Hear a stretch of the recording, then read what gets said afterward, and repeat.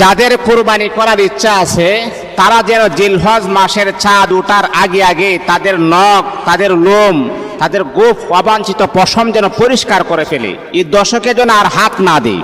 তাহলে কি হবে জানেন?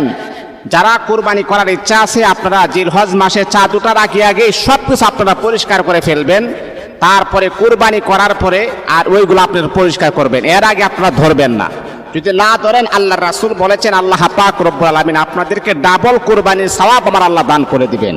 কিন্তু হ্যাঁ, আরেকটা রওয়ায়াতে এমন আছে যারা আমরা কুরবানি করতে পারতেছি না, সামর্থ্য নাই, আমরাও যদি আমলটা করি জিলহজ মাসের চাঁদ ওঠার আগে আগে আমাদের অবাঞ্ছিত পশম লোম পরিষ্কার করে ফেলি এবং এই দশকে যদি আমরা হাত না দিই, কুরবানির পরে যদি আবার পরিষ্কার করি, আর যারা কুরবানি করার সামর্থ্য নাই এই আমলটা যদি আমরাও করি, আল্লাহ পাক রব্বুল আলামিন আমাদের আমল নামার ভিতরে কুরবানি করার সওয়াব আমার আল্লাহ দান করে দিবেন। আল্লাহু আকবার।